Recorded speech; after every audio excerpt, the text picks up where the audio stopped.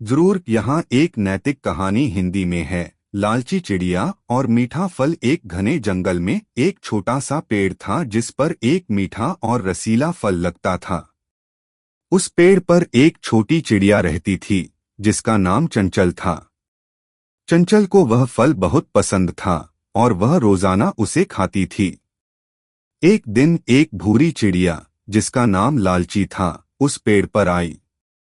उसने चंचल को फल खाते देखा और उसकी आंखों में लालच आ गया। यह फल कितना स्वादिष्ट लग रहा है, लालची ने सोचा। मुझे यह सारा फल चाहिए। लालची ने चंचल से कहा, छोटी चिड़िया, तुम यह सारा फल क्यों खा रही हो? तुम्हें इसे मेरे साथ बांटना चाहिए। चंचल ने कहा, यह मेरा घर है और यह फल मेरा है। मैं तुम्हें थोड़ा सा दे सकती हूँ, लेकिन मैं सारा फल नहीं दे सकती। लालची चिड़िया को गुस्सा आ गया। उसने चंचल को धक्का दिया और सारा फल खा लिया। चंचल बहुत दुखी हुई और वह पेड़ से उड़कर चली गई। लालची चिड़िया बहुत खुश थी। उसने सोचा, अब मैं यह सारा फल खा सकती हूँ। लेकिन जैसे ही उसने फल खाना शुरू किया, उसे पेट में दर्द होने लगा। उसने इतना अधिक फल खा लिया था कि वह बीमार पड़ गई। वह दर्द से कराहने लगी और मदद के लिए चिल्लाने लगी। चंचल ने लालची की आवाज सुनी और वह वापस आई। उसने देखा कि लालची दर्द से तड़प रही है।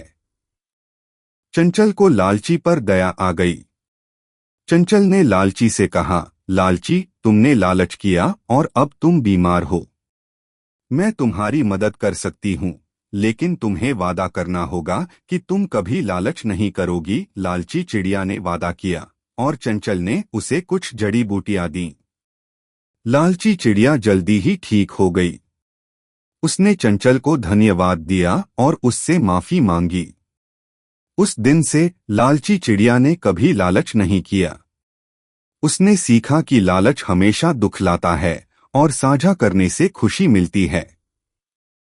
चंचल और लालची अच्छी दोस्त बन गईं और वे हमेशा एक दूसरे के साथ फल बांटकर खाती थीं। कहानी से सीख, लालच बुरी बला है। हमें हमेशा दूसरों के साथ चीजें साझा करनी चाहिए। हमें दूसरों की मदद करनी चाहिए, भले ही उन्होंने हमारे साथ बुरा व्यवहार किया हो। माफी मांगने और माफ करने से रिश्ते मजबूत होते हैं। जरूर, यहाँ एक नैतिक कहानी हिंदी में है। लालची चिड़िया और मीठा फल। एक घने जंगल में एक छोटा सा पेड़ था जिस पर एक